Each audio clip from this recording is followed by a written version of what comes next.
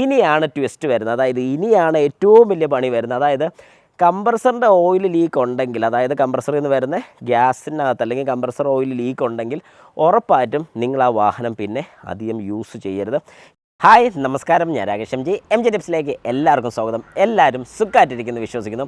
ഇന്ന് ഞാൻ പറയാൻ പോകുന്നൊരു കാര്യം എന്ന് പറയുന്നത് നമ്മുടെ വാഹനത്തിൻ്റെ AC സിസ്റ്റം. നമ്മൾ പലപ്പോഴും ശ്രദ്ധിച്ചിട്ടുണ്ടായിരിക്കും, AC സിസ്റ്റത്തിൽ ചില കംപ്ലയിൻറ്റ്സ് വരുന്ന വാഹനങ്ങളിൽ ACയുടെ പൈപ്പിൽ നിന്നും കുറച്ച് ഓയിലിൻ്റെ അംശം, അതായത് ഞാൻ ഈ കാണിക്കുന്ന പൈപ്പ്, അതായത് ഇതൊരു ACയുടെ ലോ പ്രഷർ പൈപ്പാണ്. ഈ ലോ പ്രഷർ എങ്ങനെ നമുക്കറിയാൻ സാധിക്കുമെന്ന് ചോദിച്ചാൽ, ഇവിടെ ഫില്ലിംഗ് ഗ്യാപ്പിൻ്റെ അവിടെ നോക്കിയാൽ നിങ്ങൾക്ക് കാണാം എല്ലാം. ഇനി ഹൈ പ്രഷർ ആണെന്നുണ്ടെങ്കിൽ അതും നമുക്ക് കാണുമ്പോൾ പെട്ടെന്ന് മനസ്സിലാകും. ഇവിടെ H എന്ന് എഴുതിയിട്ടുണ്ട്, കണ്ടോ?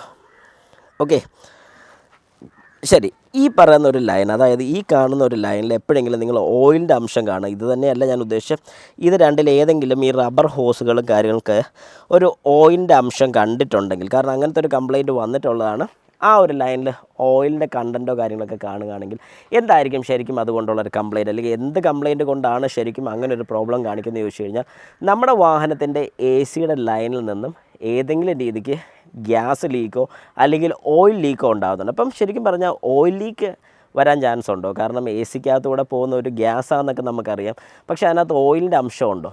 100% നമ്മുടെ AC യൂണിറ്റിനകത്ത് ഓയിലിൻ്റെ അംശം വരുന്നുണ്ട്. കാരണം നമ്മുടെ ACയുടെ വർക്കിംഗ് എന്ന് പറഞ്ഞാൽ ഈ താഴെ കാണുന്ന ഈ ഒരു യൂണിറ്റാണ് നമ്മുടെ AC കംപ്രസർ എന്ന് പറയുന്നത്, ഇത്. അപ്പോൾ ഈ AC കംപ്രസറിൻ്റെ ശരിക്കുള്ള വർക്കിംഗ് എന്ന് പറഞ്ഞാൽ അതിനകത്ത് നമ്മൾ ഈ പറയുന്ന പോലെ ഒരു എഞ്ചിൻ്റെയൊക്കെ ചെറിയൊരു പരിപാടി, ഒരു പ്രഷർ ക്രിയേറ്റ് ചെയ്യാൻ വേണ്ടി യൂസ് ചെയ്യുന്ന പിസ്റ്റൻസും കാര്യങ്ങളൊക്കെ വരുന്നുണ്ട്. അപ്പോൾ ഇതിനെ ലൂബ് ചെയ്യാൻ വേണ്ടി, അല്ലെങ്കിൽ ഇതിനെ ലൂബ്രിക്കേഷൻ കൊടുക്കാൻ വേണ്ടി യൂസ് ചെയ്യുന്ന ഒരു ഡിവൈസാണ് നമ്മുടെ കംപ്രസർ ഓയിൽ എന്ന് പറയുന്നത്. അതായത് കംപ്രസറിനകത്ത് യൂസ് ചെയ്യുന്ന ഒരു ഓയിൽ. അപ്പോൾ ഈ കംപ്രസർ ഓയിൽ ശരിക്കും പറഞ്ഞു കഴിഞ്ഞാൽ ഇതിനകത്തൂടെ എപ്പോഴും സർക്കുലേറ്റ് ചെയ്യുന്നുണ്ട്. അതായത് AC ഗ്യാസിനകത്തൂടെ സർക്കുലേറ്റ് ചെയ്യുന്നുണ്ട്.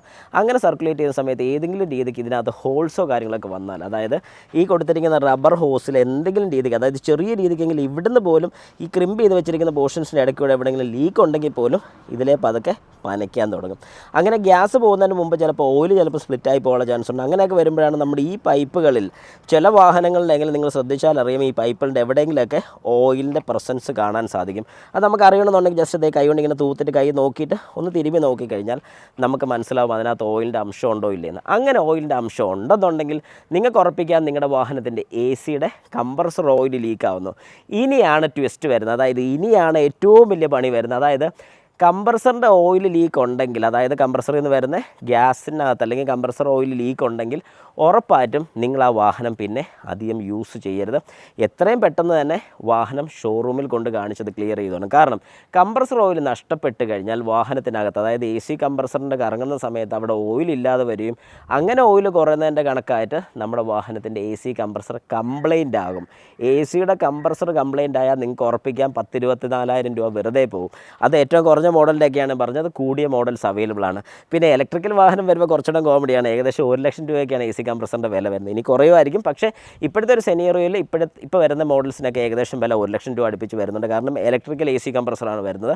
അപ്പോൾ നിങ്ങൾ മനസ്സിലാക്കേണ്ട ഒരു കാര്യം ഇത്രയേ ഉള്ളൂ, ഏതെങ്കിലും രീതിക്ക് ACയുടെ പൈപ്പിലോ വല്ല ഓയിലിൻ്റെ കണ്ടൻറ്റ് കണ്ടിട്ടുണ്ടെങ്കിൽ വെറുതെ വെച്ചുകൊണ്ടിരിക്കരുത്. അത് പണി കിട്ടും. എത്രയും പെട്ടെന്ന് കൊണ്ടത് ക്ലിയർ ആക്കി വിട്ടില്ലെന്നുണ്ടെങ്കിൽ ഭാവിയിൽ അത് പണിയാനുള്ള ചാൻസസ് കൂടുതലാണ്.